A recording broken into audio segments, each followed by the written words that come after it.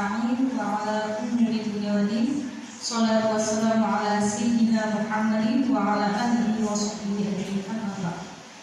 Yang saya hormati Kepala Sekolah SD Setiaseno 3 yaitu Bapak Muhsin SPD. Yang saya hormati pemateri guru penggerak SD Setiaseno 3 yaitu Bapak Anton Lahardi SPD. Dan yang saya hormati Dewan Guru SD Setiaseno 3 semuanya yang saya tidak sebutkan satu persatu, namun tidak mengurangi rasa hormat dan takzim saya. Serta salam tak lupa kita curahkan kepada baginda alam, siapa lagi kalau bukan Habibana wa Syafi'ina wa Maulana Muhammadin yang telah memberikan kita dari zaman yang kegelapan hingga zaman yang terang benderang seperti sekarang. Tadinya saya di sini yaitu sebagai pembawa acara yang membawa acara tentang diseminasi budaya positif di sekolah dalam mewujudkan profil belajar Pancasila melalui perbuatan paradigma belajar disiplin positif, motivasi perilaku manusia, kebutuhan dasar manusia, posisi kontrol restitusi, keyakinan kelas dan segitiga restitusi. Langsung saja yang akan disampaikan oleh Bapak Anton Lahardi kepadanya. Yang pertama yaitu sambutan kepada Kepala Sekolah SD Setiasi yaitu kepada Bapak Muhsin SPD. Kami persilakan dengan sebuah rumah.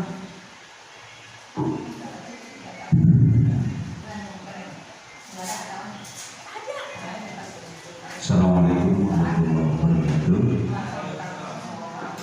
Bapak Ibu sekalian, guru SD Setiasi Nusa Tenggara, kita selalu mendapatkan cucuran rahmat Allah Subhanahu wa Ta'ala, sehat walafiat panjang umur.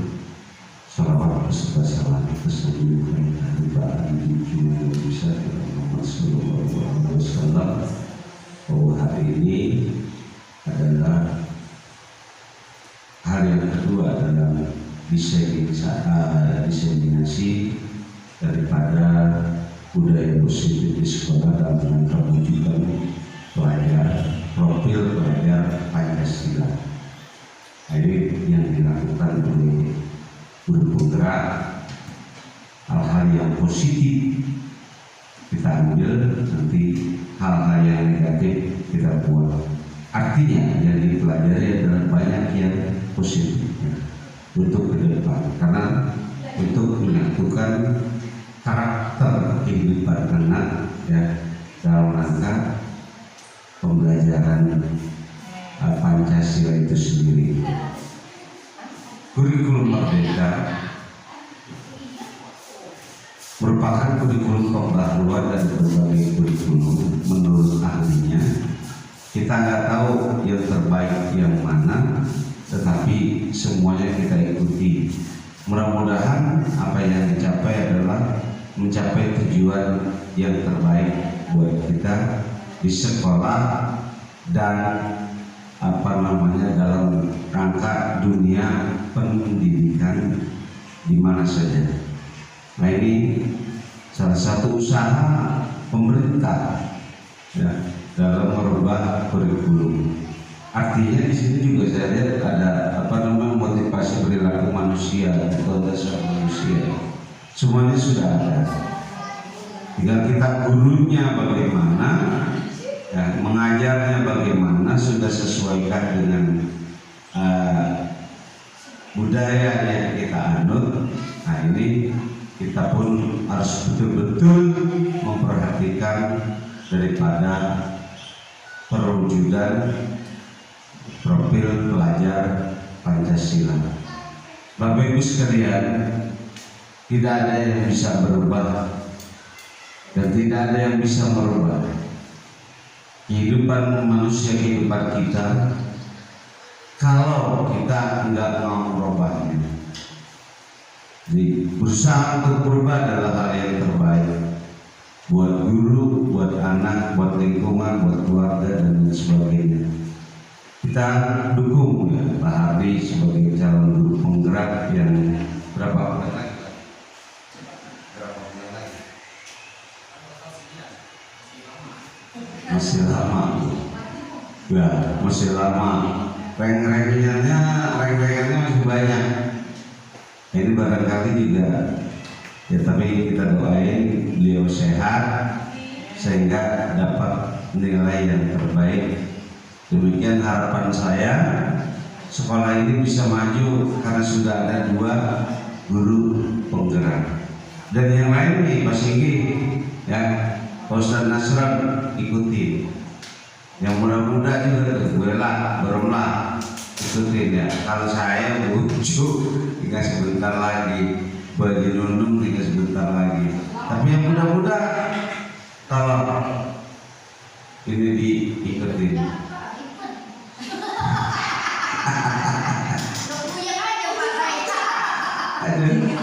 Ya, Bu, nggak ada yang dari ribet. Kadang-kadang di rumah juga kita punya duit puyeng, nggak punya duit puyeng. Ya barangkali itulah resiko orang mau berubah. Barangkali itu yang bisa saya sampaikan. Mohon maaf, bila taufiq wal hidayah. Assalamualaikum warahmatullahi wabarakatuh.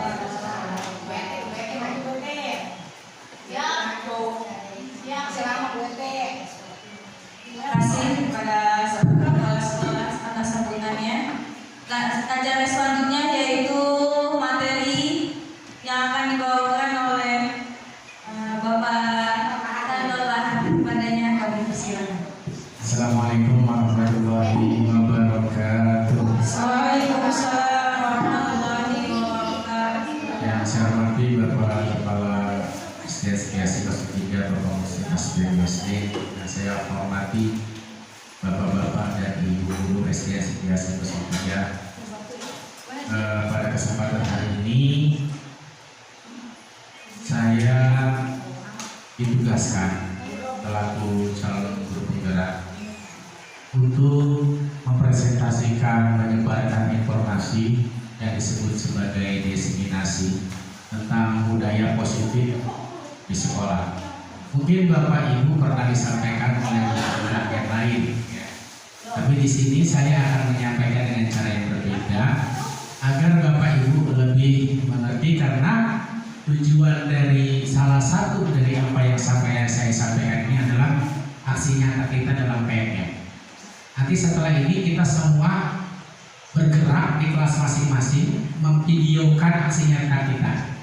Ya, nanti aksi nyata yang sudah kita videokan kita muat di PMM untuk menjadi bintang kembali. Yang mudah-mudahan untuk kita setelah kegiatan ini semua serentak kita bergerak bersama membuat video di masing-masing kelas. Ya, Bapak Ibu sekalian, ini saya sampaikan mengenai diseminasi budaya positif sekolah. Saya next. Jadi pendidikan menurut Ki Hajar Dewantara adalah tempat persemaian benih-benih kebudayaan dalam masyarakat. KHD meyakinkan bahwa untuk menciptakan manusia Indonesia yang beradab, maka pendidikan menjadi salah satu kunci utama untuk mencapainya. Pendidikan dapat menjadi ruang berlatih dan bertumbuhnya nilai-nilai kemanusiaan yang dapat diteruskan atau diwariskan. Jadi Bapak Ibu sekalian, menurut KHD adalah bahwa di sekolah ini pendidikan itu tempat persemaian. Jadi kalau kita ibaratkan kita menanam jagung, tugas kita adalah merawatnya agar jagung itu menjadi tumbuh atau menjadi tumbuhan yang baik. Kalaupun jagung itu bibitnya tidak baik, paling tidak dia menjadi pohon yang tumbuh yang bagus, seperti itu. Nah, di sini konsep inti budaya dari positif adalah yang pertama merubah paradigma belajar, disiplin positif, nilai-nilai kebajikan, kebutuhan dasar manusia, ada motivasi perilaku manusia, posisi kontrol guru, keyakinan kelas dan segitiga restitusi.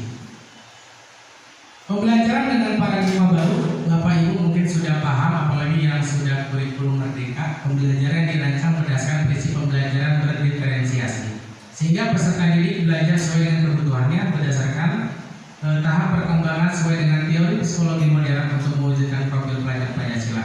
Ini yang kita sebut berpusat pada anak, ya, atau menuntut anak. Jadi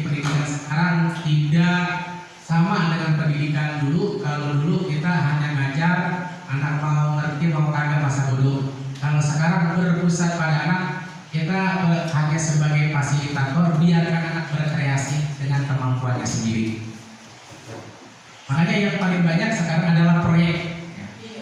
Karena kreativitas mandiri anak lebih banyak adalah di kreatifnya, di inovasinya ini. Berikutnya, budaya positif di sekolah yaitu nilai-nilai dan kebiasaan-kebiasaan di sekolah yang berpihak pada peserta didik agar mereka dapat berkembang menjadi pribadi yang baik, penuh hormat dan bertanggung jawab. Jadi ada nilai-nilai atau kebiasaan-kebiasaan yang dilakukan di sekolah. Ya, mungkin kebiasaan-kebiasaan kita ini belum terarah, belum ada program ya untuk kebiasaan atau pembiasaan yang akan kita lakukan. Mungkin kalau agama sudah, mungkin yang lain kegiatan-kegiatan seperti kegiatan anak, kalau bertemu guru harus bagaimana, itu kita belum program. Bagaimana membangun budaya positif? Nah, ini adalah sebuah gambar bagaimana seorang siswa yang begitu hormat dengan guru. Jadi bukan gurunya ya. Kalau anak sekarang itu lihatnya gurunya. Gurunya misalnya guru kelas 6, dia lebih hormat salah sama gurunya doang. Itu kan salah. Jadi dia harus mempunyai karakter hormatnya, seluruh guru adalah gurunya. Jadi kalau salaman semuanya. Makanya saya waktu Pak Nasra jadi pembina, saya senang banget ngajarin anak bagaimana cara hormat kepada orang tua. Itu jadi inspirasi juga buat saya pada waktu itu. Jadi di budaya positif ini mulai dari di lingkungan di sekolah, keluarga maupun masyarakat yang membuat anak menjadi nyaman, aman, agar mampu berpikir, bertindak, mencipta dengan kemerdekaannya secara mandiri dan bertanggung jawab. Artinya secara mandiri mereka tanpa paksaan. Jadi emang kemauan dia dari dalam hati dia. Ini yang disebut sebagai merdeka, bukan paksaan atau dari motivasi orang lain. Nah, ini ada miskonsepsi tentang teori kontrol. Kita beranggapan bahwa guru mengontrol siswa, sebenarnya tidak. Murid tidak bisa dikontrol oleh guru. Pada waktu siswa itu tidak mau, dia tidak mau, tidak bisa. Sifatnya hanya sebentar. Ada yang justru mengatakan bahwa penguatan positif efektif dan bermanfaat. Ya, jadi penguatan positif katanya efektif dan bermanfaat, ternyata juga tidak. Yang ketiga, ilusi bahwa kritik dan membuat rasa bersalah mampu menguatkan karakter. Ternyata juga membuat anak malah makin jauh, makin jatuh, makin malas belajar. Ilusi bahwa orang dewasa berhak memaksa. Ternyata anak itu tidak bisa dipaksa sesuai dengan keinginan orang dewasa. Nah, kita lanjut.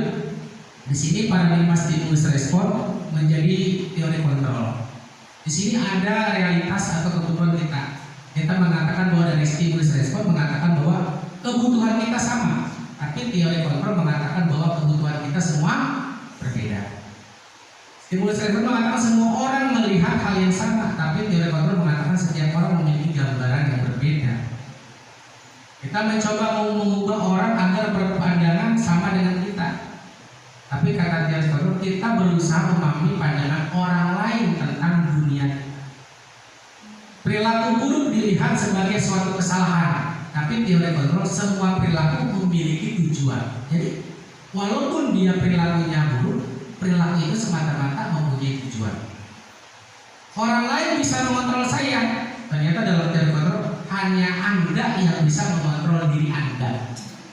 Jadi hanya Anda yang bisa mengontrol diri Anda, orang lain tidak bisa. Saya bisa mengontrol orang lain, Anda tidak bisa mengontrol orang lain. Ini menurut teori kontrol. Pemaksaan ada pada saat rujukan gagal, kolaborasi dan konsensus penciptaan pilihan-pilihan baru. Model berpikirnya menang kalah, model berpikirnya menang. Nah, lebih jelasnya seperti yang saya gambarkan. Kalau tadi mungkin ibu kurang rapi, bapak ibu kurang rapi memahami, tapi kita coba bagaimana teori kontrol itu seperti menggenggam tangan. Pada waktu kita menggenggam tangan, kontrol hanya ada pada diri kita. Ya, jadi di sini kita sendiri yang memegang kontrol atau kendali atas kepala tangan kita. Apakah kita mau membuka atau menutupnya tergantung pada kebutuhan dasar saat itu. Nah, kebutuhan dasar manusia yang tadi anak itu membuka atau menutup tergantung pada kebutuhannya saat itu. Maka kebutuhan dasar manusia disebut kebutuhannya saat itu adalah kebutuhannya ini, kebutuhan dasar manusia yang dimiliki oleh anak. Apa kebutuhannya? Ada kebutuhan bertahan hidup, kebutuhan kasih sayang dan diterima, kebutuhan kebebasan, kebutuhan kesenangan, kebutuhan penguasaan. Nah, jika salah satu kebutuhan ini gagal, maka anak itu menjadi tidak akan sesuai yang kita harapkan. Misalnya, anak lapar, udah malas belajar, orang yang perutnya lapar. Ini nomor satu poinnya adalah kebutuhan ini. Kalau anak ini lapar, ya udah gak bisa. Makanya nomor satu adalah kebutuhan ini. Nggak akan mampu kita paksakan belajar dengan baik kalau perutnya lapar, nggak akan bisa. Kalau kita nggak bisa tidur, udah keroncong. Yang kedua, kebutuhan kasih sayang dan rasa diterima. Bapak Ibu sekalian, anak itu mau sekolah, mau belajar kalau andai kata setiap harinya mendapatkan kebutuhan kasih sayang, kebutuhan. Satu hari dia tidak senang, dia akan ngikut tidurnya. Jadi satu hari bagaimana anak itu senang pada hari ini. Ya. Yang ketiga, kebebasan, kesenangan, penguasaan. Nah, ini ada video yang akan mungkin agar kita semua dapat memahami apa yang disampaikan pada video tersebut.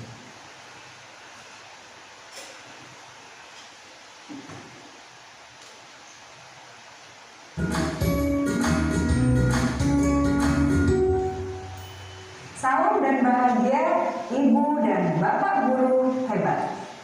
Untuk membangun budaya sekolah yang positif dengan lingkungan yang aman dan mendukung murid untuk menjadi pribadi yang berdaya, seimbang, dan bahagia, salah satu upaya yang dapat dilakukan oleh guru adalah memahami kebutuhan dasar yang mendasari perilaku murid.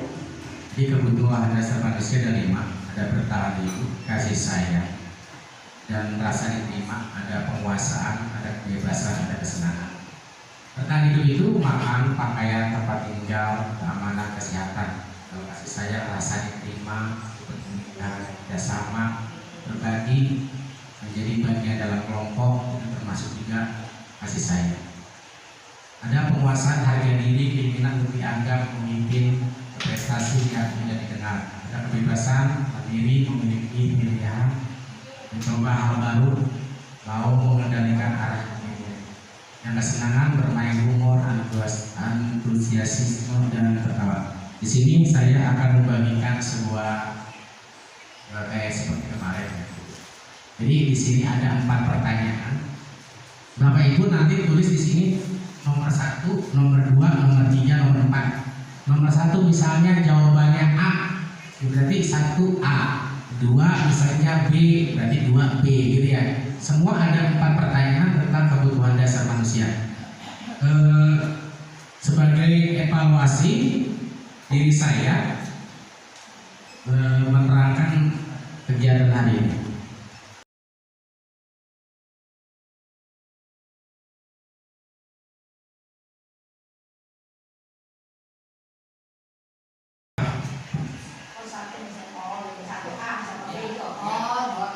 Bapak Ibu baca kira-kira jawabannya apa, kebutuhan anak itu apa untuk nomor 1.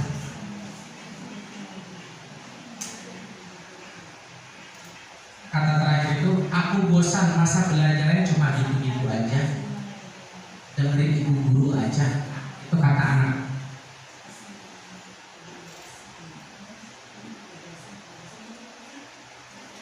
Aku bosan masa belajarnya cuma gitu-gitu aja, dengerin ibu guru aja. Enggak, belum ada 4. Nomor 1 apa? Nomor 1 apa? Kalau nomor 1A tulis aja Bapak Ibu ya, 1A. Iya.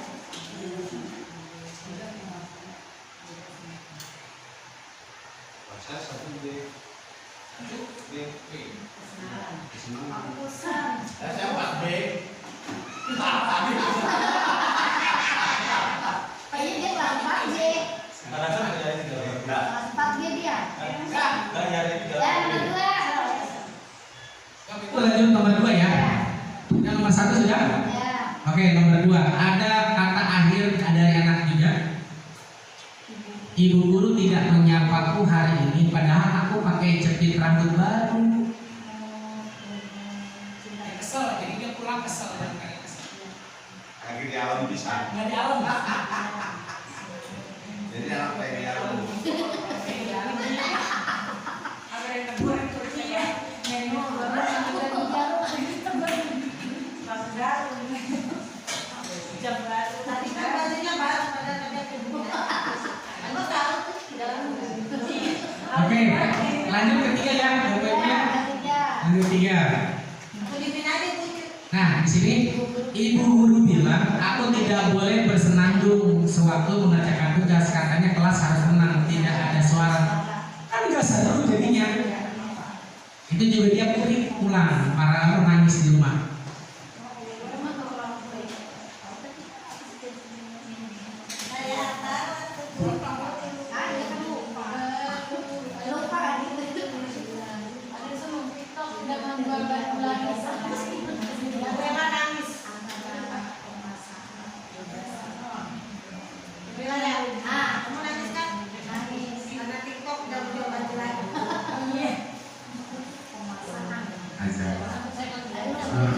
Mulai aja.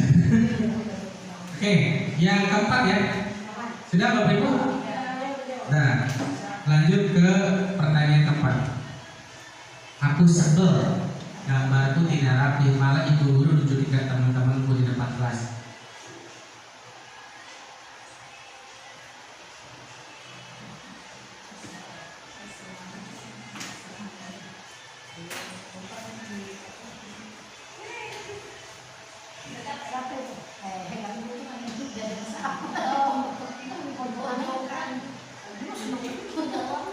Jadi kebutuhan yang pertama, kebutuhan untuk hidup itu kita tidak masukkan. Kenapa? Karena itu tugas dari orang tua. Ya, sandang, pangan, papan. Kita di sini sebagai pendidik cuma 4: kasih sayang, kesenangan, keikhlasan, kepuasan.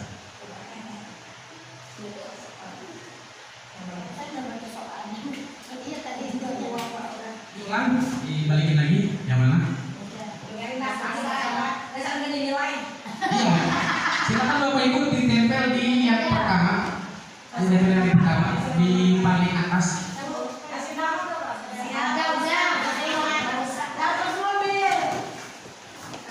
Oke.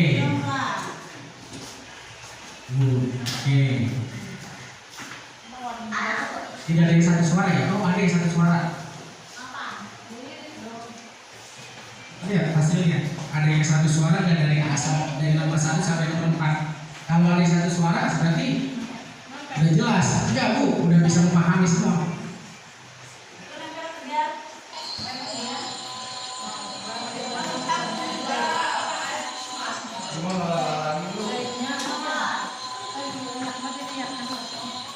Di sini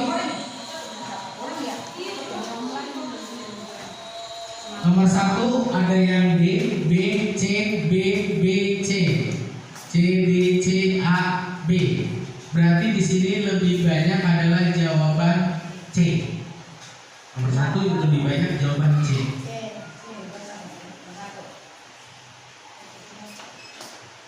Ini terbalik tidak tempelannya.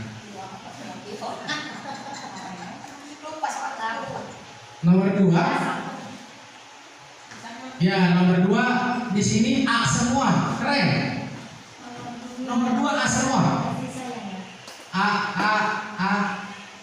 Oh iya A semua. Tidak ada jawaban selain A. Berarti nomor 2 keren ini A semua. Nomor 3 C. Oh ada yang A. Ini kok jadi A 2 kali ya? Ada yang A 2 kali. A, B. Berarti lebih banyak adalah jawaban C. Dan nomor 4 kebanyakan jawabannya adalah D. Nah, kita coba ya Bapak Ibu ya.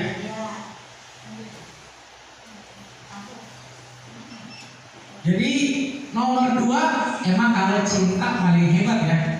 Kompak semua cinta dan kasih sayang. Tidak ada yang salah cinta kasih sayang, semua benar. Tapi yang nomor 1 berapa aja pilihnya betul? 1, 2, 3, 4 ya, 4 orang. Untuk nomor 3 B, kesenangan. Kesenangan cuma 1 orang. Yang terakhir yang 4 adalah B, penguasaan. Yang ada 3 orang. Ya. Dan kita kembali Bapak Ibu, kita lebih memahami kenapa nomor 1 kebebasan. Nah nih, aku bosan masa pelajaran cuma itu aja, dengerin ibu guru aja. Jadi anak ini sudah jelas menginginkan kebebasan. Yang berikutnya, ibu guru tidak menyapaku hari ini, padahal aku pakai jepit rambut baru. Udah jelas dia pengen diperhatikan. Berarti hubungannya dengan cinta dan kasih sayang. Yang ketiga, ibu guru bilang aku tidak boleh bersenandung sewaktu mengerjakan tugas. Katanya kelas harus tenang, tidak ada suara, kan nggak seru jadinya. Ini berarti kebutuhan akan kesenangan. Jadi kalau anak main bola Bapak Ibu bedak-beduk di kelas, berarti ada yang belum tercapai dari kebutuhannya, yaitu kesenangan. Cuman masa kita cuman menasihati salah penempatan, misalnya di lapangan atau dengan hal lain. Yang keempat, aku sebel gambarku tidak rapi, malah ibu guru nunjukin teman-temanku di depan kelas. Ini adalah penguasaan. Makanya kebutuhan, jangankan kebutuhan siswa, kebutuhan guru juga dalam penguasaan harus dipenuhi. Makanya Bapak Ibu guru, salah satu penguasaan di guru adalah yaitu pada waktu jadi pembina upacara bendera. Kita jadi pembina, kita adalah kebutuhan penguasaan. Kita seolah-olah di situ adalah leader dari seluruh sekolah. Makanya Bapak Ibu kalau ditunjuk jadi pembina harus lakukan. Kenapa? Itu kebutuhan ibu sebenarnya dalam penguasaan. Ya, seperti itu. Jadi ada kebutuhan penguasaan ini harus ada apa? Agar orang itu paling tidak belum pernah mendengar kita, mereka mendengar kita pada saat itu. Misalnya orang tidak pernah bicara tentang pendidikan, tiba-tiba jadi pembina upacara berbicara pendidikan kayak gue, saya kaget banget tadi. Allah, berarti benar kita nggak kepikiran tentang apa yang disampaikan Bu Eti kan. Tapi dari Bu Eti kan sampai ke anak-anak ilmunya apa yang diharapkan dari sekolah. Itu terkadang saya bilang begitu, setiap guru punya kekuatan, punya potensi masing-masing. Gitu. Tapi belum, tadi nggak diberi kesempatan. Tapi kalau dikasih kesempatan, mungkin idenya beda dengan ide kita. Malah ide dia lebih baik daripada ide kita. Gitu. Jadi keinginan saya itu seperti itu. Jadi keinginan bukan hanya keinginan saya, keinginan pendidikan. Keinginan pendidikan seperti itu.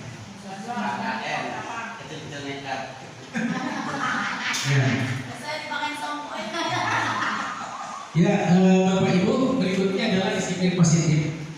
Disiplin ini berasal dari kata disiplina, yang artinya belajar. Jadi kalau orang ngomong disiplin berarti dia sedang belajar.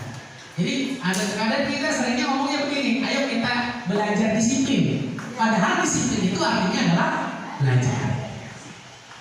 Jadi disiplin mengacu pada disiplin diri yang memiliki tanggung jawab terhadap apa yang dilakukan berdasarkan nilai-nilai yang diyakininya. Disiplin positif adalah sebuah pendekatan mendidik yang anak untuk membentuk kontrol diri dan untuk mempercayai diri sehingga mereka berperilaku mengacu pada nilai-nilai universal dan memiliki motivasi intrinsik. Bertujuan untuk menumbuh kesadaran serta memberdayakan peserta didik tanpa imbalan, penghargaan atau reward, ancaman atau hukuman. Jadi begini Bapak Ibu maksudnya. Jadi disiplin positif itu tumbuh dari dirinya tanpa adanya iming-iming penghargaan atau motivasi dari orang lain atau takut atau ancaman atau hukuman dari orang lain. Kalau dia masih takut dengan hukuman, berarti dia belum mulai dengan disiplin positif. Misalnya, dia masih anak ini telat tidaknya tergantung dari Bu Roma marah. Telat pulih berarti besok dia ada telat berarti bukan karena dirinya untuk belajar disiplin positif, tapi karena takut oleh orang lain, karena takut hukuman. Nah, di sini Bapak Ibu yang kita sebut sebagai keyakinan kelas ini yang akan kita praktekkan di masing-masing kelas. Nanti ke setiap kelas semuanya membuat video, membuat keyakinan kelas. Nanti videonya sebagai apa? Videonya sebagai aksi nyata. Nih berulang nih. Ini nanti kita ingin praktekin masing-masing kelas. Ya.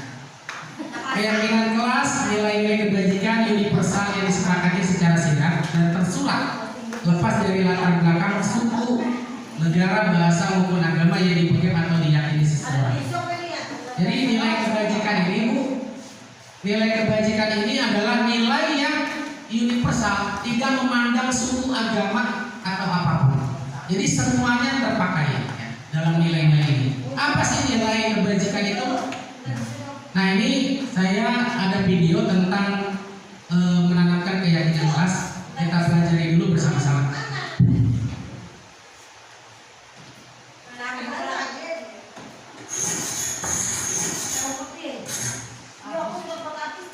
Salam dan bahagia Ibu dan selamat datang kembali di modul hukuman versus konsekuensi versus restitusi. Apakah sampai saat ini Ibu dan Bapak Guru sudah siap untuk mempraktikkan proses restitusi di kelas?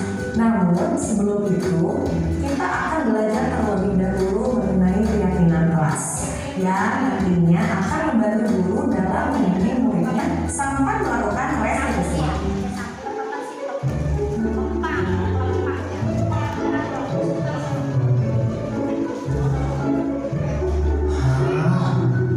Uang siapa ini? Bu Guru, saya mau uang. Baik Bapak Ibu Guru, jadi membuat keyakinan kelas itu adalah meyakini akan nilai-nilai kebajikan. Nilai-nilai kebajikan yang kita utamakan adalah pada kurikulum merdeka adalah nilai profil pelajar Pancasila.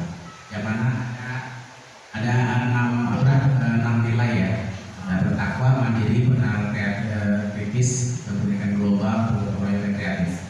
Tapi ada nilai-nilai kebajikan yang lebih sebenarnya ini diharuskan dalam keyakinan kelas. Misalnya rasa hormat, integritas, rajin, keberanian, kebahagiaan, keadilan, baik hati. Ini dimasukkan dalam keyakinan kelas. Nanti arahnya kemana? Arahnya ke profil pelajar Pancasila muaranya. Tapi nilai-nilai kebajikan ini yang kita terapkan dulu pada tabel ini nanti akan mengarahkan ke profil pelajar Pancasila. Jadi kalau Bapak Ibu membuat keyakinan kelas, jadi nilai-nilai kebajikan tinggal dipilih aja mana nilai yang akan kita ambil. Misal ya, saya kasih contoh. Membuat keyakinan kelas. Jadi Bapak Ibu, ini sekarang saya ajak untuk berdiskusi. Yang pertama, membuat 3 peraturan kelas dan merubah menjadi kalimat positif. Dari 3 peraturan itu rubah menjadi kalimat positif. Yang kedua, mengelompokkan peraturan kelas tersebut menjadi satu keyakinan. Yang ketiga, membuat satu nilai kebajikan. Contoh di bawah saya membuat, misalnya nomor 1 ada peraturan kelas, mendengarkan penjelasan guru, berarti keyakinannya kalimat positifnya adalah menghormati orang lain, kalimat positifnya. Terus yang peraturan kedua, tidak membuat keributan di kelas, maka kalimat positifnya adalah menjaga kedamaian dan kenyamanan. Yang ketiga, tidak mengejek teman. Ini peraturannya, maka kalimat positifnya adalah menghargai orang lain. Jadi mengelompokkan peraturan kelas tersebut menjadi satu keyakinan kelas, yaitu menghormati dan menghargai orang lain. Itu keyakinan, satu keyakinan yang kita dapat. Jadi antara kalau ditanya, kenapa kamu berantem? Enggak Pak, habisnya dia. Kamu ingat gak satu keyakinan yang kita yakini? Dia Pak, menghormati dan menghargai orang lain. Udah ingat, dia akan ingat. Makanya di sini keyakinan itu direkomendasikan 5-7 saja, nggak boleh banyak-banyak. Kenapa? Agar anak muda mengingat. Dan kata muda itu jadikan kunci agar tidak dipakai karena kata itu sangat tidak mengenai ya Pak. Ya. Menurut saya. Betul. Ya, kita kesepakatan gitu. Jadi kalau sekarang pertanyaan apa? Keyakinan sama kesepakatan beda. Kesepakatan itu manakala sudah ditandatangani. Ya, sudah disepakatan. Jadi keyakinan yang sudah disepakati jadi namanya kesepakatan kelas. Tanda tangan semua. Gitu. Nah itu kesepakatan kelas melalui keyakinan kelas. Keyakinan ini kan adalah nilai-nilai universal, nilai-nilai kebajikan. Jadi jadi begini Bapak Ibu, nanti arah kita akan ke restitusi. Jadi kita mengajarkan anak adalah keyakinan, nanti restitusi kita selalu keyakinan yang kita tanyakan ke anak. Jadi bagaimana seorang guru itu bisa melakukan restitusi? Makanya keyakinan kelas kita terapkan menjadi budaya positif di sekolah. Ya, sekarang Bapak Ibu, saya persilakan membuat satu keyakinan saja. Jadi Ibu seolah-olah saya bikin peraturan 3 misalnya, terus saya menemukan sebuah keyakinan. Apa keyakinan? Satu keyakinan kelas saja. Bapak Ibu buat satu keyakinan kelas. Saya balikan lagi ya. Saya balikan lagi ini nilai-nilai kebajikannya. Ibu buat aja satu keyakinan kelas dari peraturan yang Bapak Ibu rencana buat. Jadi satu keyakinan. Jadi tidak perlu banyak keyakinan, satu saja satu keyakinan. Nanti Bapak Ibu silakan tempel. Berarti jadi begini Bapak Ibu. Satu keyakinan kelas yang Bapak Ibu buat menjadi inspirasi kita bersama. Jadi kelas ini kita gunakan di kelas kita masing-masing. Nah, kelas.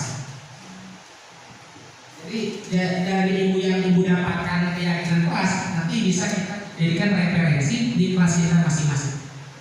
Satu keyakinan kelas saja. Ini saya kasih contoh lagi.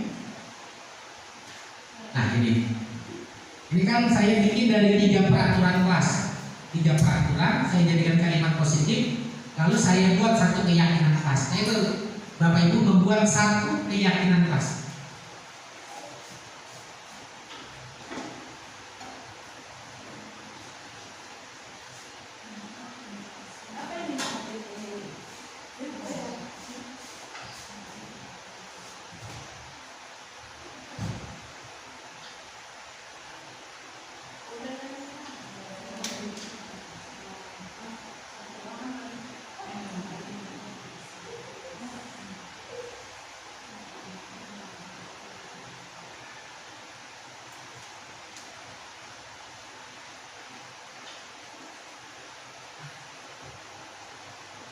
Ini keyakinan kelas yang saya buat adalah menghormati dan menghargai orang lain.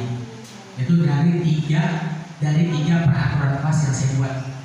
Dari 3 peraturan itu menjadi satu keyakinan.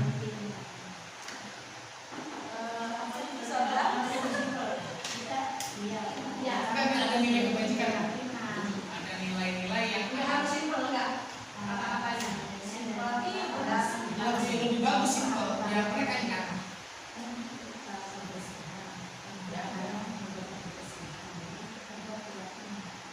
Misalnya Ibu bikin peraturan kelas tidak boleh nyontek, berarti kalimat positifnya apa? Iya itu percaya diri. Percaya diri dalam belajar.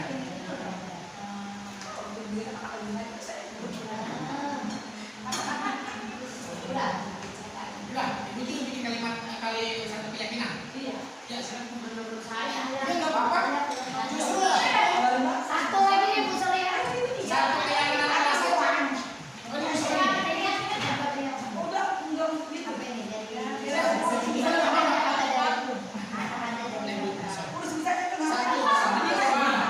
Satu keyakinan kelas.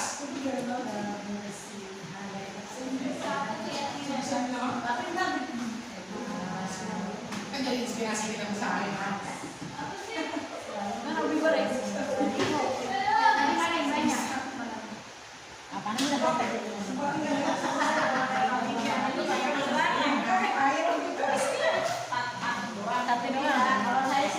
Jadi Bapak Ibu nanti dalam prakteknya di kelas ya yang divideokan, pertama anak-anak buat peraturan kelas bersama dulu ya.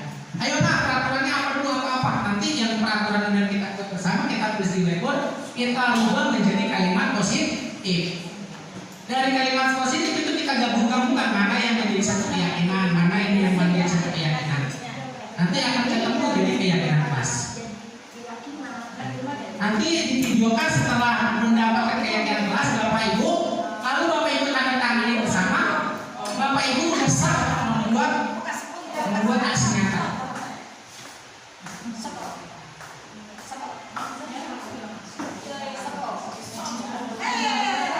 Oke, kita baca ya keyakinan kelas yang sudah berobrol.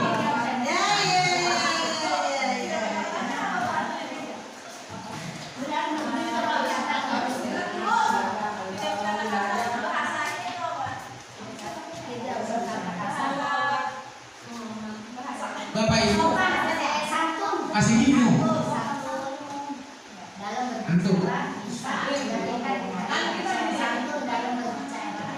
Ada beberapa pola pikir kita Ya. dalam membuat keyakinan kelas. Yang ini kan banyak kira-kira. Satu aja di satu. Simple.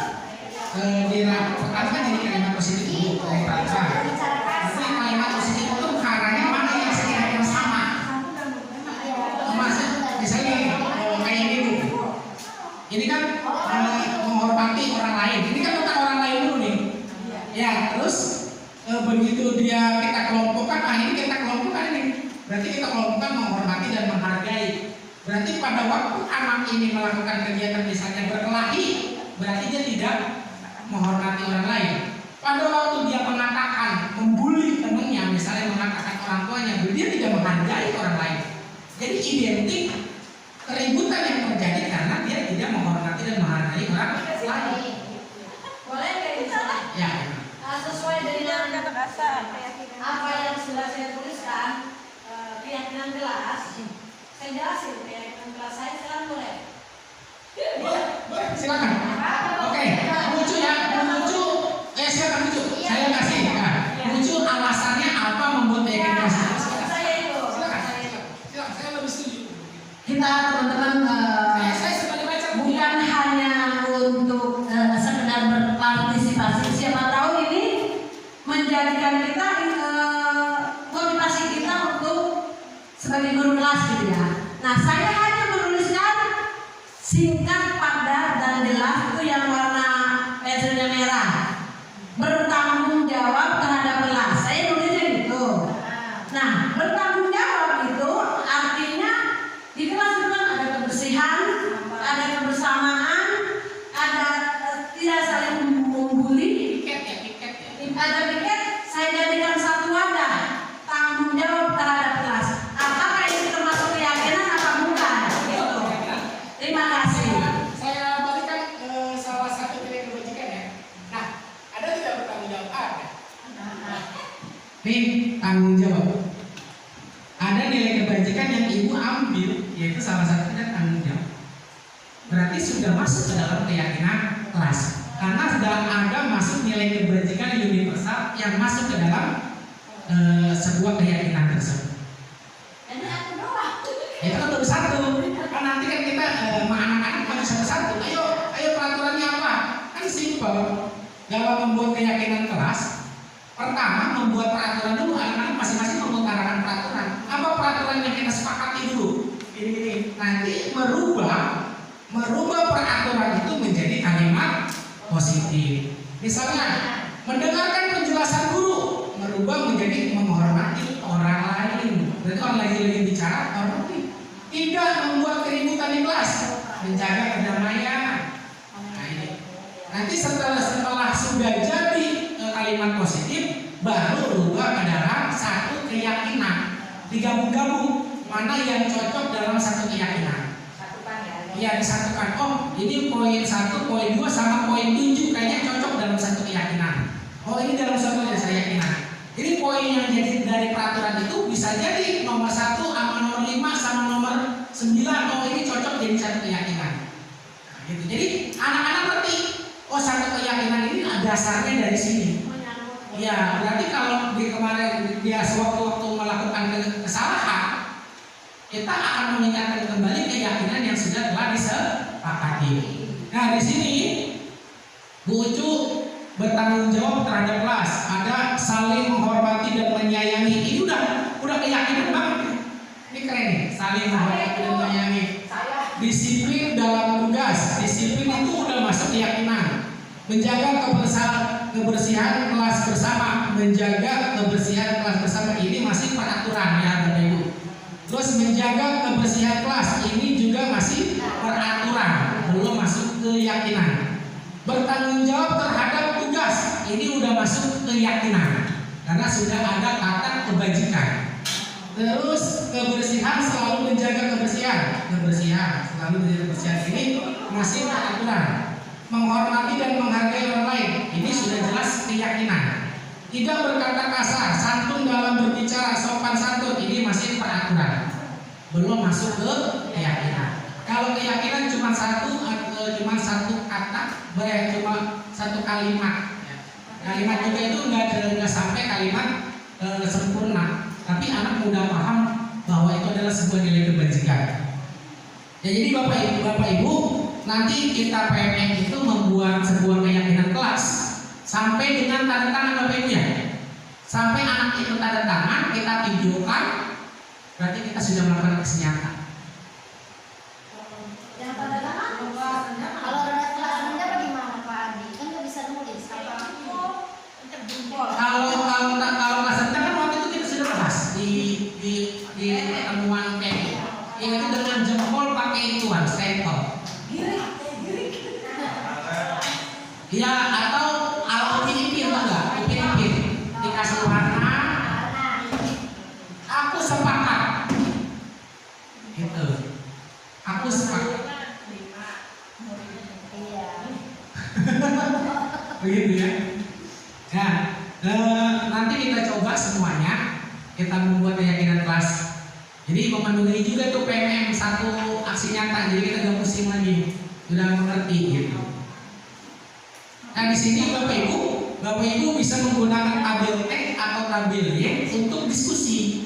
Begitu keyakinan kelas itu udah jadi, baru kita diskusikan. Misalnya hormat, ada keyakinan hormat, berarti datang tepat waktu, tak tampak seperti sering hadir terlambat, ada tampak seperti, ada tidak tampak seperti. Misalnya bekerja, tampak seperti tekun bekerja dan menyimak dulu, tidak tampak seperti tidak mendengarkan dulu acuh-acuh. Ada juga diskusi dalam tabel Y. Ini kalau saya lebih condong kepada tabel Y. Kenapa tabel Y? Karena tabel Y itu jelas terlihat, terdengar, berperilaku. Misalnya terdengar satu orang berbicara, yuk saya bantu, kita bisa selesaikan ini bersama. Terima, tolong ya, permisi, boleh saya pinjam, nanti akan segera saya kembalikan. Ini terdengarnya anak sudah melakukan nilai kebajikan. Ada terlihat misalnya berempati terhadap perasaan orang lain, memegang barang milik orang lain aneh dengan izinnya. Ini berarti sudah terlihat apa yang menjadi nilai-nilai kebajikan tersebut. Terus mendengarkan dengan sama, senantiasa berbuat baik dan berbagi. Terus berperilaku Bapak Ibu, berperilaku tersenyum ramah, memberikan salam hormat, berjabatan tangan, meletakkan tangan di dada, salim. Jadi kalau anak itu sudah salim setiap ketemu guru, berarti dia sudah menguasai nilai-nilai kebajikan dalam dirinya. Berarti bahasanya begini Bapak Ibu, anak itu mengerti bahwa dia adalah manusia. Ada waktu dia sadar bahwa dia adalah manusia, maka manusia adalah pasti mempunyai nilai-nilai kebajikan. Tadi postur tubuh yang tenang itu kan ketika berperilaku. Ya. Kita kan punya cerita Ya. di setiap sisi anak-anak. Bocah itu bukan bergandulan ya, apa ya disebutnya ya bocah. Anak-anak seni. Iya, terus kalau dan juga itu tertib satu sekali juga. Tapi dia perilakunya ketika ketemu guru gimana kita dua orang saling. Ayo oke. Ibu apa yang menjadi dasarnya? Setelah kita belajar, dasarnya adalah kurang tidak lengkapnya kebutuhan, Ya. 5 kebutuhan manusia. Nanti berarti itu kebutuhan kesenangan. Makanya kita tidak bisa mencerca anak, menghukum anak, tapi kita tanya dulu kebutuhan apa penyebab dia melakukan hal tersebut. Berarti kalau kita berbicara dengan 5 kebutuhan manusia, berarti kebutuhan apa yang kurang? Saya kemarin coba Yui saya coba kemarin Bu. Yui itu kan karena nggak bisa diam anaknya, ya nggak bisa diam. Yui ini butuh kebebasan kategorinya. Makanya saya itu ninggalin barang di kantor di tempat saya duduk, ninggalin 3 barang. Ada pulpen, spidol, sama tas. Saya tinggal, tapi saya nggak masukin tas, saya pisah-pisah. Begitu dia yuk, mari kita tolong ambil tas tadi dong di kantor yang bawah yang biasa hari itu. Oke Pak. Ayo kita mulai belajar lagi. Ini masih jalan, masih kan anaknya aktif apa? Kemudian untuk PKI bebas. Oh iya, Pak ini Pak, ambil lagi per spidol ketinggalan juga di situ. Ambil lagi sedikit. Bagian yang ketiga digerak, berapa? Pegel tangan. Nah, bisa jadi sekarang belajar kembali. Oh, belajar aja Pak, enakan belajar daripada jalan-jalan capek. Kebutuhan itu harus terpenuhi. Jadi kita penuhi dulu kebutuhan. Udah puas, pasti dia akan mulai lagi kembali. Ya udah Pak, aku capek, udah enakan belajar daripada bolak-balik. Nah, sekarang belajar itu Warga. Artinya berarti dia kebutuhan sudah terpenuhi. Jadi kita berikan aja kebutuhan ya Bapak. Jadi manakala anak itu misalnya lari-larian, kita keluarin aja. Silakan kalau mau lari aja. Ini biarin aja kebutuhan dasarnya biar terpenuhi. Iya. Ya kita lanjut Bapak Ibu. Nih yang ini yang jadi motivasi. Motivasi perilaku manusia itu untuk menghindari ketidaknyamanan atau hukuman. Ini yang tadi Ibu bilang, menghindari hukuman atau ketidaknyamanan. Yang berikutnya untuk mendapatkan imbalan dari orang lain. Nah, yang diperlukan itu sebenarnya yang ketiga, untuk menjadi orang yang mereka inginkan dan menghargai diri sendiri dengan percaya kepada nilai-nilai yang mereka percayai. Ini kita mengharapkan yang ketiga motivasinya. Bukan motivasi yang ke-1, bukan kedua, tapi yang paling bawah yang kita harapkan dari anak. Motivasi yang ketiga. Jadi menghargai diri sendiri. Nah, di sini Bapak Ibu biar lebih paham, di sini ada hukuman, ada konsekuensi, ada restitusi. Kalau hukuman itu sesuatu yang menyakitkan, tidak nyaman untuk murid dalam jangka waktu panjang, korban mendapatkan imbalan, murid merasa tersakiti, sistem tidak akan berjalan. Nah, ini hukuman. Katakan adalah hukuman adalah peraturannya adalah kamu harus awas kalau tidak dilakukan ya. Nanti awas kamu ya, saya katakan dengan mode paksaan itu adalah hukuman. Kalau konsekuensi tidak nyaman bagi murid, tapi sesuatu harus terjadi, korban diabaikan, penguatan hanya bertahan dalam jangka waktu pendek. Nah, di sini guru itu lebih menekankan pada coba apa peraturannya. Maukah kamu melakukannya? Terima kasih. Ini konsekuensi. Yang ketiga, ini yang diharapkan oleh pemerintah sekarang dalam kurikulum merdeka, yaitu restitusi. Nah, restitusi ini korban mendapatkan ganti, mendapatkan penguatan, masalah terpecahkan. Misalnya kayak gini, kata-kata guru dalam restitusi adalah apa yang kamu yakini, apa yang kamu lakukan untuk memperbaiki masalah ini. Jadi restitusi itu adalah memperbaiki siswa yang sudah gagal menjadi baik kembali. Nah, di sini Bapak Ibu saya kasih soal yang ketiga. Di sini Bapak Ibu nomor 1 misalnya hukuman, nomor 2 misalnya konsekuensi. Bapak Ibu nomor 1 misalnya kalau hukuman tulis nomor 1 K. Kalau nomor 1 konsekuensi berarti nomor 1 K depannya ya Bapak Ibu ya. Ada hak, ada K. Berarti kalau hak adalah hukuman, kalau K adalah konsekuensi atau sanksi. Bahasa konsekuensi kalau belum sanksi. Sanksi itu konsekuensi.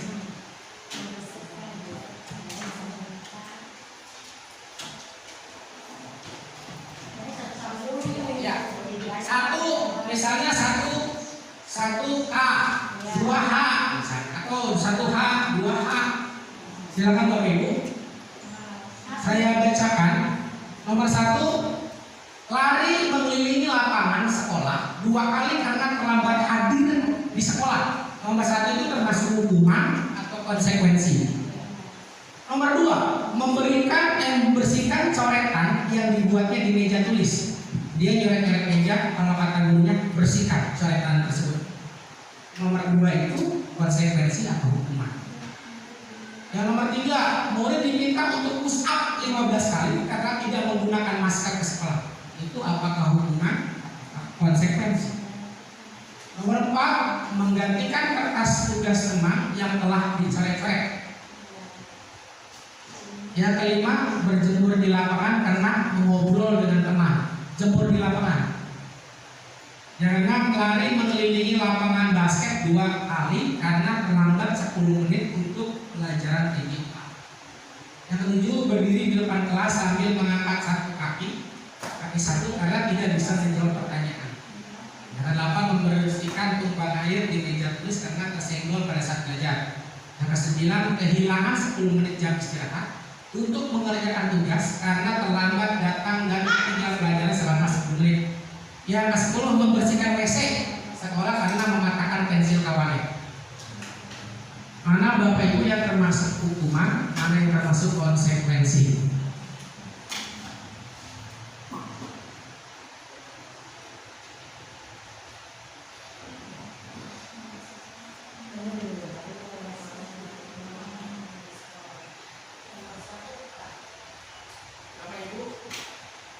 Bu, untuk materi yang ini Bapak Ibu tetap tidak ditempel dulu. Bapak Ibu koreksi betulnya berapa. Nanti setelah sudah tahu betulnya baru boleh ditempel. Sudah selesai semua Bu?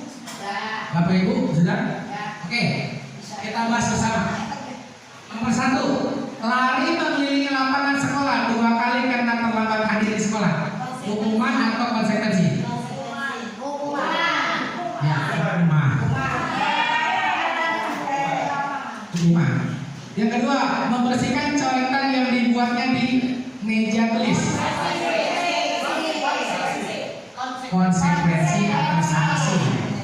Yang ketiga, murid diminta push up 15 kali karena tidak menggunakan masker. Hukuman.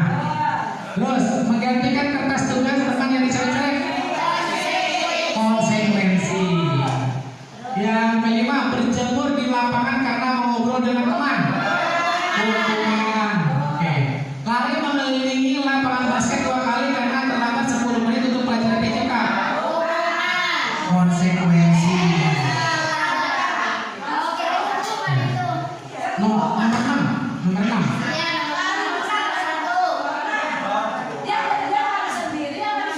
Gini, kenapa ini termasuk dalam konsekuensi?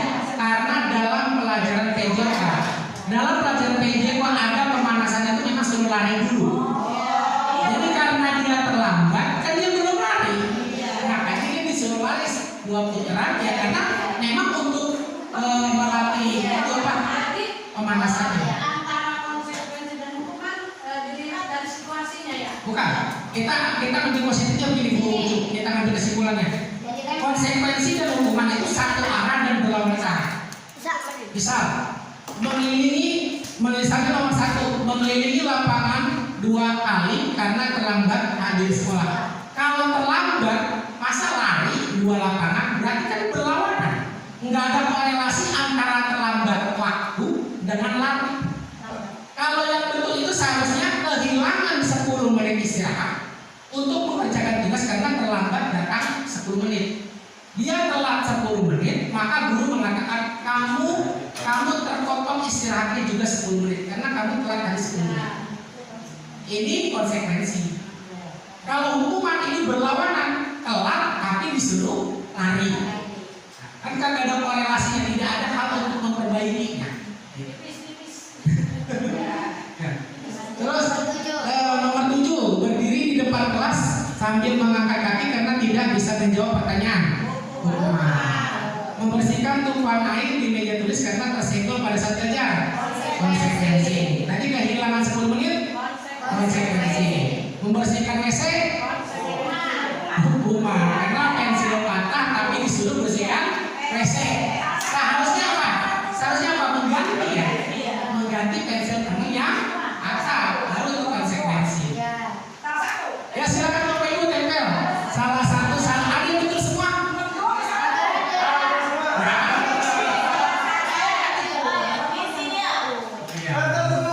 Keren. Berarti langsung materi langsung terserap dengan baik.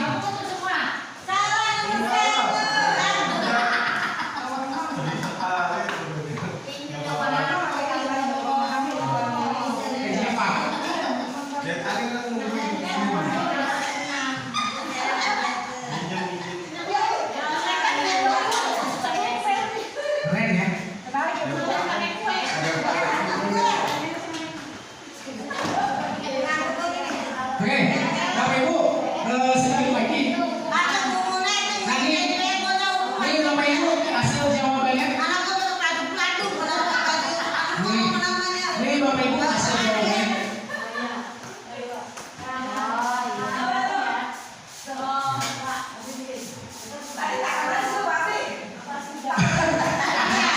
Ada mana tadi tampilannya ada waktu kita tunggu sendiri. Tapi kan kita pasti selesai.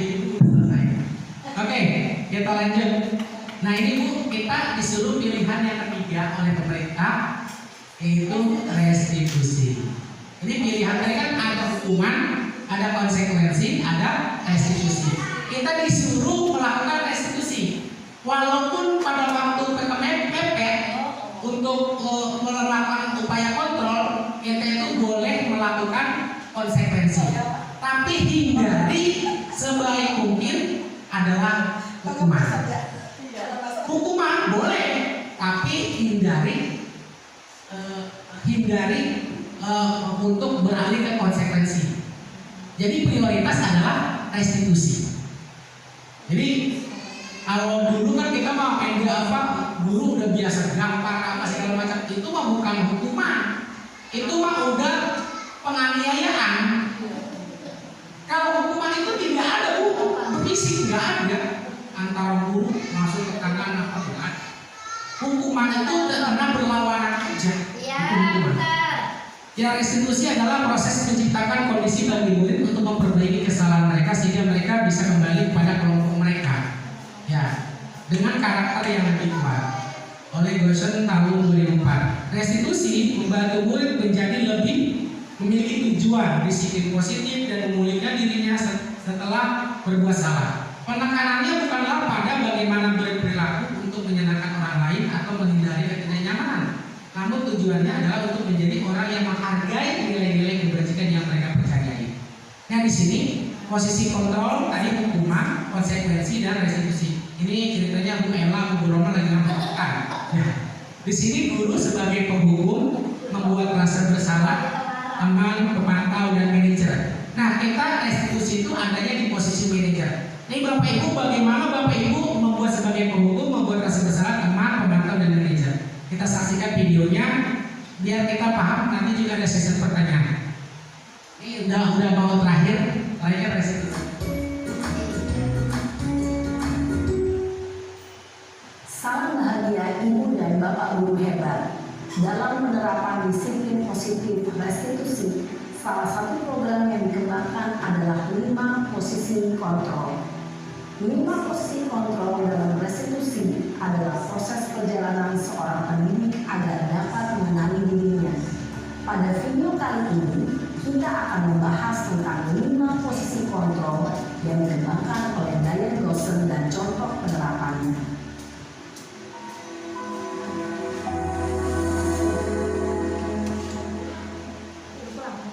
5 posisi kontrol itu adalah 1. Posisi penghukum, 2. Posisi pembuat merasa bersalah, 3. Posisi teman, 4. Posisi pemantau atau monitor, dan 5. Posisi manajer. Untuk lebih memahami kelima posisi tersebut, mari kita saksikan kasus Naren yang terlambat hadir 20 menit di sekolah dan melihat bagaimana kelima posisi kontrol dalam menghadapi masalah tersebut. Posisi penghukum.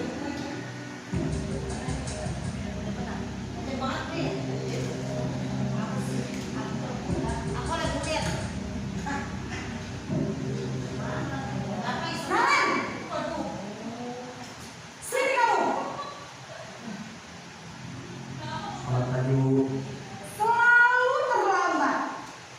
Kamu deh pasti terlambat. Bapak Ibu, ini yang terakhir adalah segitiga restitusi.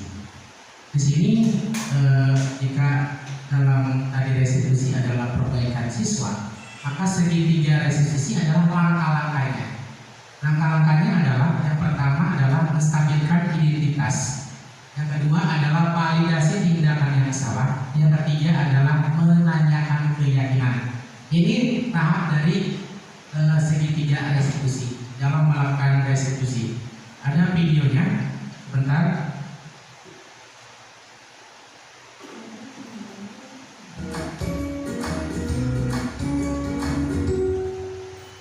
Salam dan bahagia Ibu dan Bapak guru hebat. Pada video kali ini kita akan membahas tentang salah satu program disiplin positif yang diterapkan di lingkungan sekolah yang dikenal dengan nama restitusi.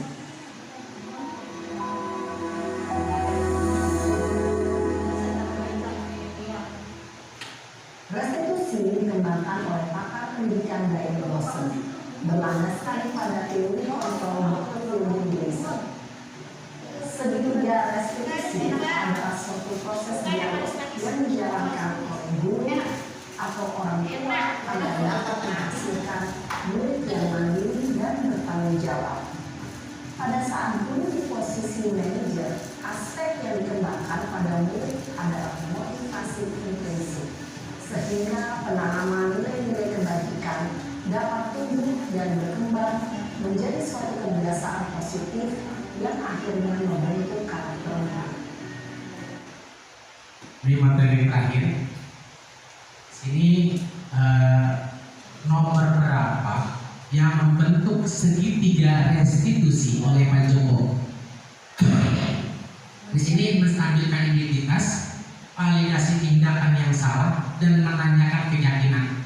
Bapak Ibu tinggal nomorin saja nomor yang menyatakan menstabilkan identitas, validasi tindakan yang salah, dan menanyakan keyakinan. Dipersilakan.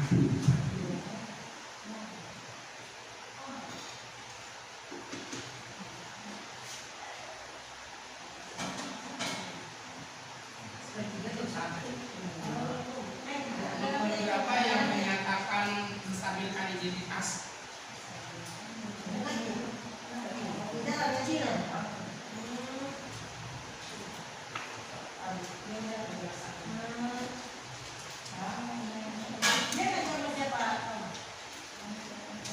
Jadi Bapak Ibu, kalau menstabilkan identitas itu, perilaku itu kita pahami memang dasar manusia.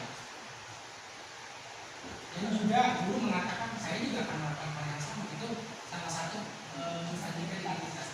Jadi agar anak itu tidak tersudut dan juga tidak menjadi orang yang jatuh atau salah banget. Ini jadi tahu doang. Iya, jadi menguatkan dia, mulai menguatkan itu adalah menstabilkan identitas. Baca. Ini namanya kelihatan ya hasilnya.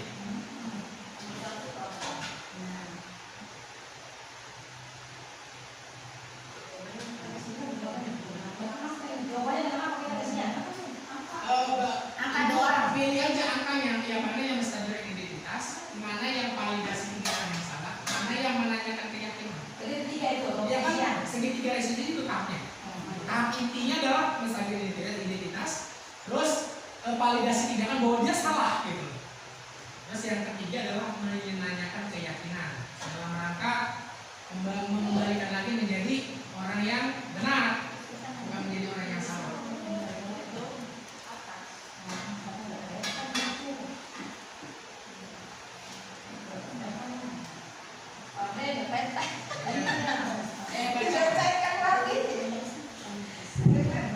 Kata Pak Joko, Mario dan Andi, Bapak tadi dengar laporan dari teman kalian di kantin, sepertinya kalian dalam masalah ya.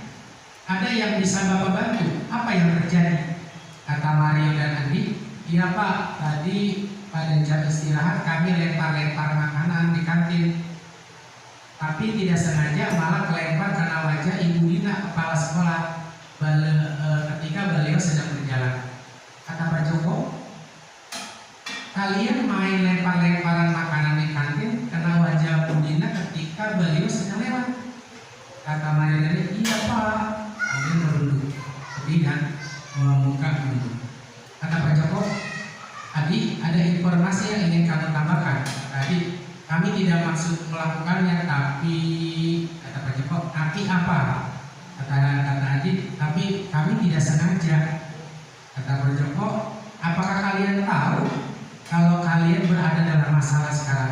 Iya, kata Mario dan Adi. Kata Pak Joko, baiklah, Bapak di sini untuk mencari siapa. Baiklah, Bapak di sini bukan untuk mencari siapa yang salah. Bapak di sini untuk mencari penyelesaian sama-sama, berpikir sama-sama tentang apa yang bisa kita lakukan untuk memperbaiki situasi ini. Kalian pasti melakukan itu ada alasannya ya. Pasti seru ya main lempar-lemparan makanan begitu. Iya Pak, kata Pak Joko. Ya Bapak bisa lihat kalian merasa senang melakukan. Bismillahirrahmanirrahim. Assalamualaikum warahmatullahi wabarakatuh. Alhamdulillah, alhamdulillahirabbil alamin wa bihi nasta'in ala umuri dunya waddin. Wassalatu wassalamu ala asrofil anbiya wal mursalin wa ala alihi wa sahbihi ajma'in.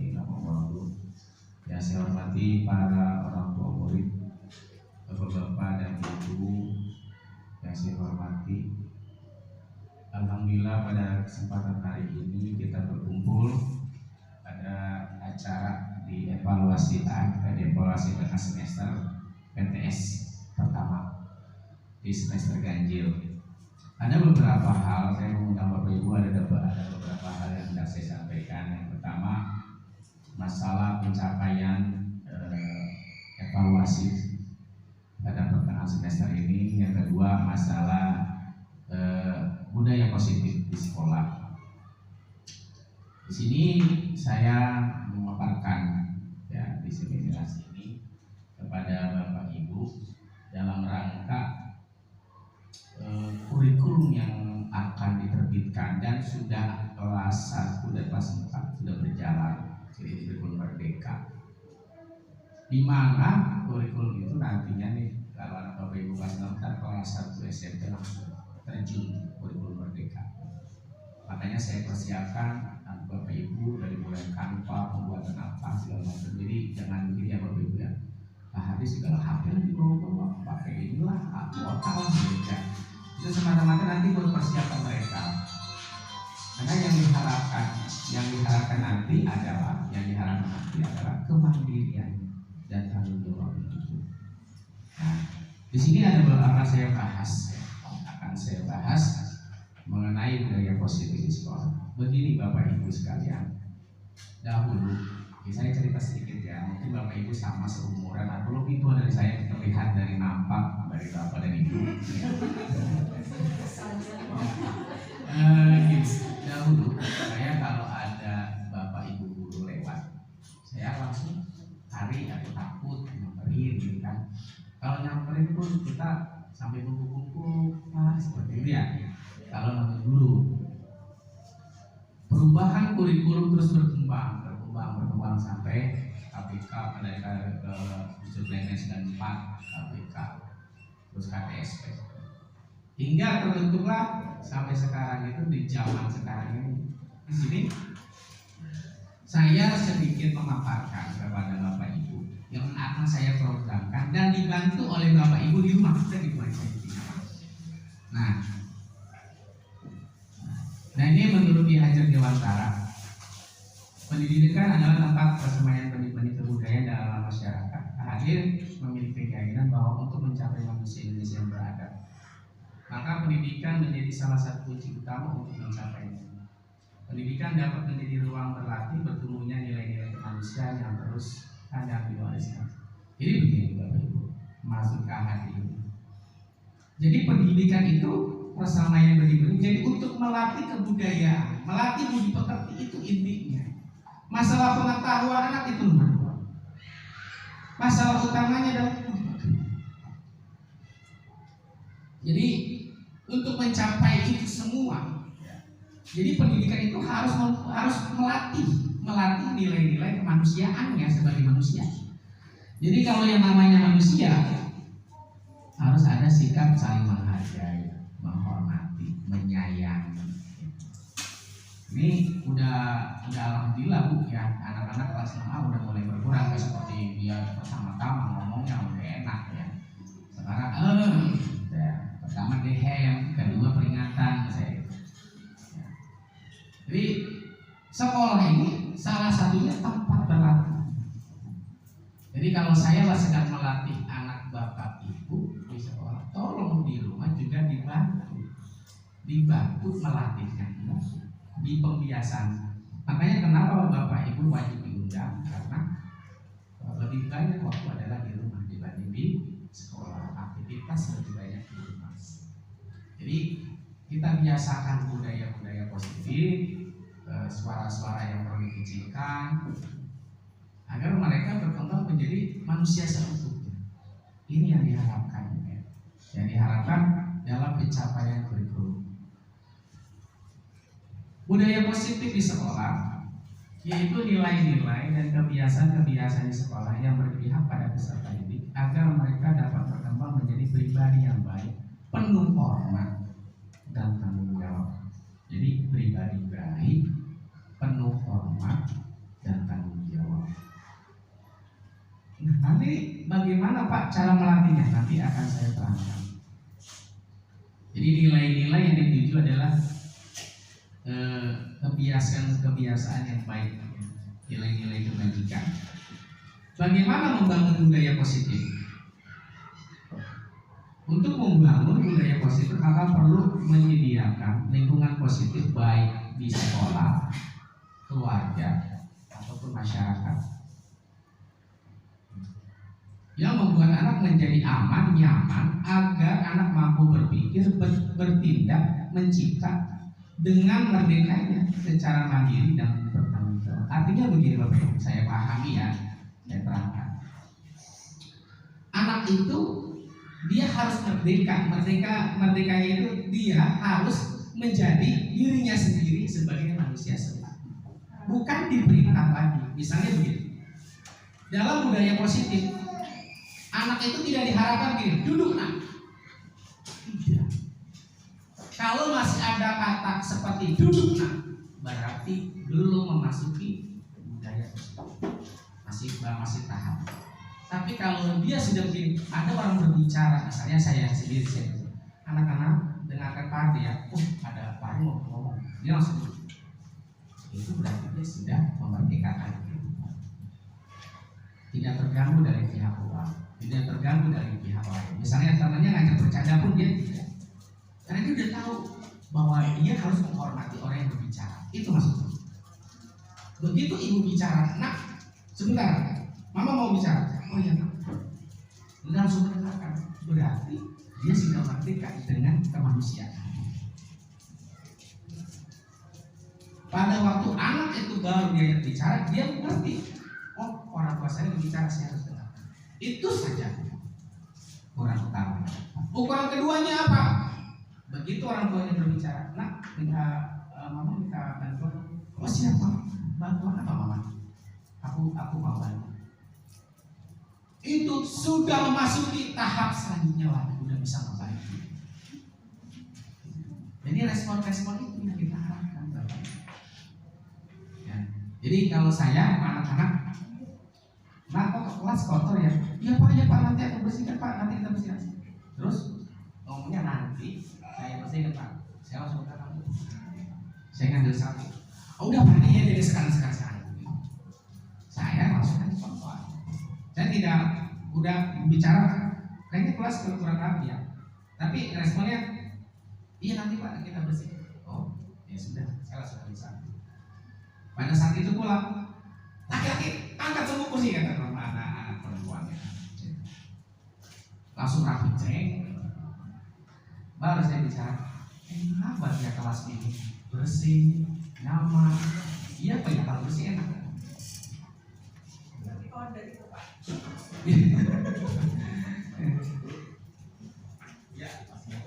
Oh iya. Jadi seperti itu ya Bapak Ibu, budaya positif kita bukan hanya di sekolah hanya melatih ya. Yang paling banyak adalah di rumah. Bapak Ibu, kalau ada istilah begini, dulu istilah anak itu adalah seperti kertas putih. Maka orang dewasa yang akan mulai menulis dengan coretan atau garis, sehingga perilaku anak mengikuti pola atau garis yang dibentuk baik di lingkungan keluarga, masyarakat ataupun sekolah. Kenyataannya tidak. Teori itu sudah salah. Teori sekarang adalah bahwa anak begitu lahir, dia sudah ada garis. Garisnya itu tapi masih kalas-kalas. Ada garis yang perlu ditebalkan, ada garis yang tidak perlu ditebalkan. Begini, memang yang namanya keturunan, ya memang pasti akan ada pada anak. Itulah yang garis sudah ada dari orang tua. Nah garis itu, kalau perilaku yang baik kita tebalkan, kita teruskan. Kalau perilakunya memang tidak baik, berusaha jangan ditebalkan terus. Malah lebih baik disamar-samarkan saja. Misalnya, ini karakter anak saya ya, kelas 5 yang sekarang. Ada yang apa-apa itu baper. Temannya ngomong begini dan nangis. Temannya ngomong begini nangis. Baper itu bukan lebih, Pak dia cengeng banget sih apa-apa nangis. Enggak, memang kebawaan lahir. Nangis ini gampang nangisnya ini memang begitu karakternya. Ada yang karakternya apa-apa cepat marah. Udah, ayo sini kita diskusi. Jangan nyuruh-nyuruh. Nah, padahal temannya ngajak baik-baik, tapi persepsi dia temannya ngomongnya tidak baik. Ada yang pendiam.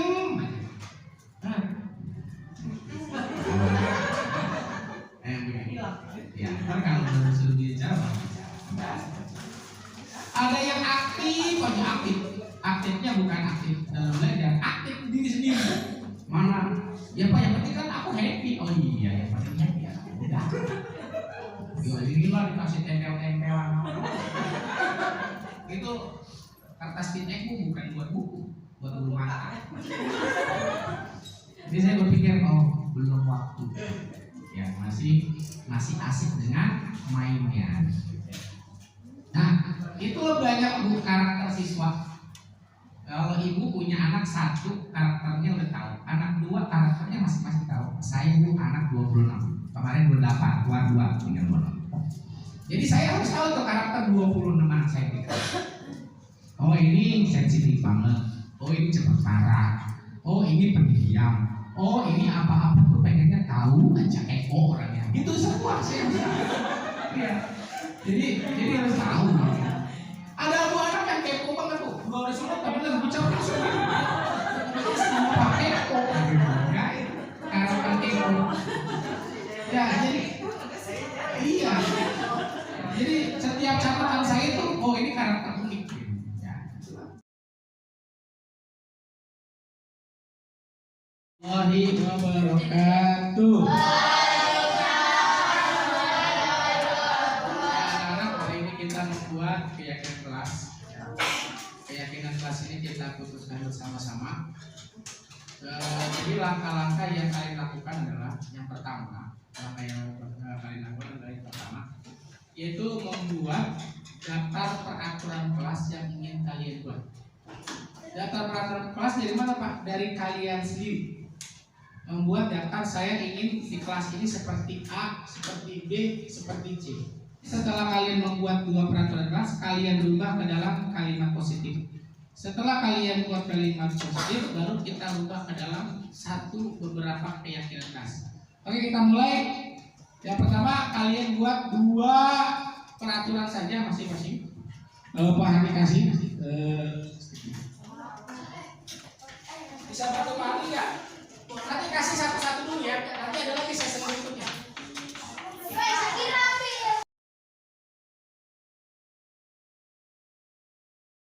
Nah, sekarang kalian bikin 2 peraturan kelas. Bikinnya itu jangan di tempat yang tempel, tapi di depan yang tempel, yang neket. Di depan yang neket, enggak? Bebas sesuai dengan pemikiran kalian. Silakan. Pak Ari kasih waktu berapa menit? 1 menit. Silakan dari kelompok anggrek. Ya, berderet ya. Ini kelompok anggrek. Terus dilanjut di sini. Tempelan kedua adalah kelompok cemara. Berikutnya adalah kelompok jasmin. Berikutnya ada kelompok kamboja, kelompok lili dan kelompok mawar. Ya. Silakan dari mulai kelompok anggrek. Kelompok anggrek. Di atas ya. Ya, paling atas kelompok anggrek. Oke, oke. Kelompok anggrek.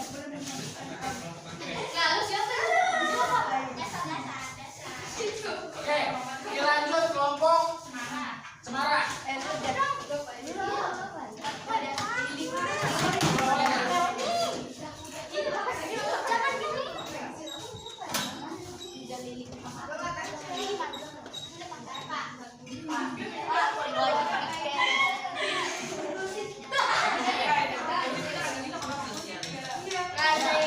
Dilanjut kelompok jasmin.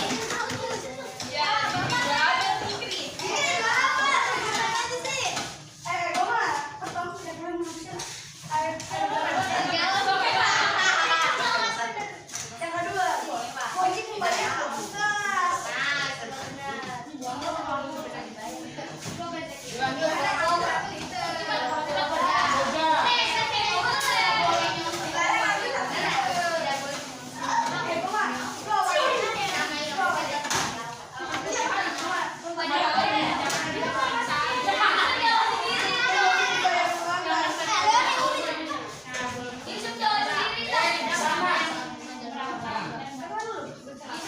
Dilanjut kelompok bunga lili.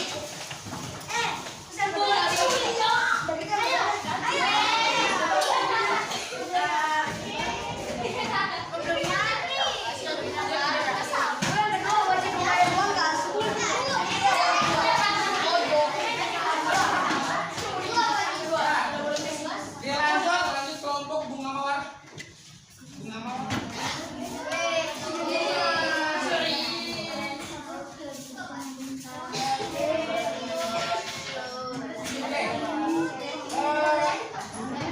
Silakan kelompok bunga anggrek siapa yang mewakili?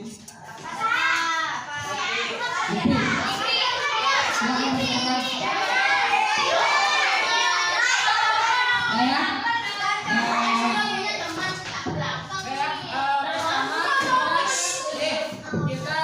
Kita buat dulu peraturan yang kalian sudah buat. Silakan dibaca apa saja. Ini kelompok anggrek apa aja? Satu. Hah? Saling bersosialisasi. Terus menganggap semua teman adalah saudara. adalah saudara. Islam. Terus Yang dekat datang lebih awal. yang datang di awal. Terus Tidak boleh menyontek.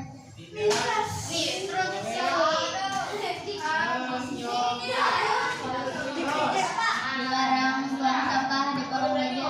dilarang membuang sampah di kolong. Ya, ini pendapat dari saran peraturan dari kelompok anggrek ya. Hasil dari kelompok anggrek ya. Ya, perhatikan hasil dari kelompok anggrek. Saya kembali ke sini lagi biar lebih jelas. Nah, pertama saling bersosialisasi. Dua, menganggap teman adalah saudara. Ini dari kelompok anggrek. Yang ketiga, yang piket datang lebih awal. Tuh, dengerin tuh. Yang keempat, tidak boleh menyontek. Yang kelima, dilarang membuang sampah di kolong meja. Yang keenam, dilarang membuang sampah di kelas.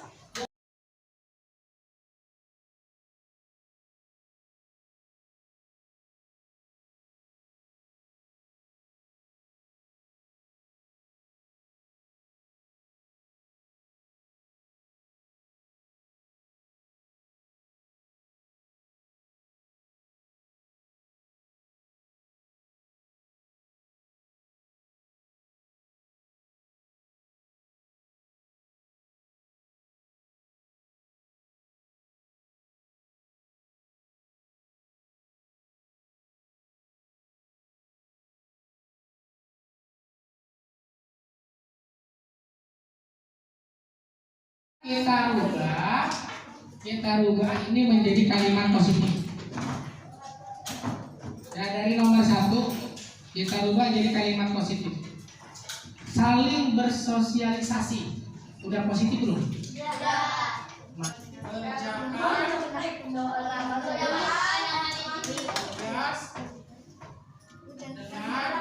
Percaya diri. Menjaga kenyamanan kelas nanti ya. Kalau mondar-mandir kan membuat kita tidak nyaman kan? Oke. Tidak boleh bermain HP saat belajar. Fokus pada belajar. Warning. Tidak boleh bermain HP saat belajar. Berarti apa? Bukan, nggak boleh ada kata dilarang. Itu kalimat negatif, kalimat positif.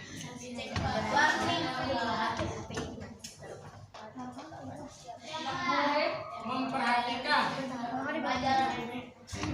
penjelasan guru.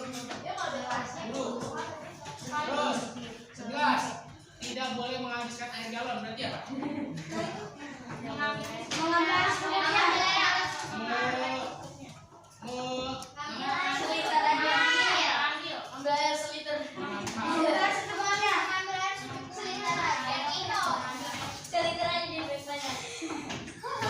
Mengambil air minum secukupnya. Dikit aja kok, banyak. Berikutnya, guys, sekarang kerjakan tugas dengan percaya diri. Berarti apa? Di sini berarti ada kata percaya diri. Berarti kita pakai percaya diri ya. Percaya diri dalam mengerjakan tugas. Terus, berarti percaya diri juga sudah. Terus yang berikutnya, menjaga kebersihan kelas. Ya, berarti sama nih ya. Ini juga tanggung jawab terhadap mendengarkan penjelasan guru. Berarti apa nih?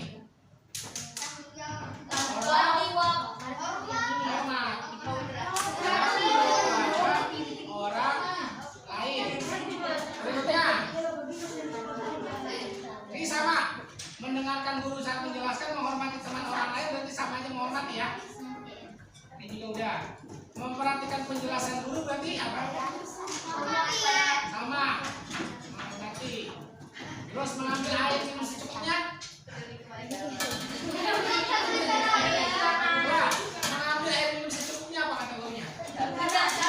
Ya, berarti peduli ya. Peduli terhadap orang lain. 3, keyakinan kelas. Nanti syarat pulang adalah hafal 3 keyakinan masing yang sudah kita sepakati. Hafalin. Yang pertama, kedua, ketiga, keempat. Oke. Untuk itu Pak Hadi minta yang sudah jadi kalimat positif, ya, yang sudah jadi kalimat positif di sini, tolong ditulis oleh perwakilan tiap kelompok. Yang tulisannya bagus ya, yang tulisannya bagus.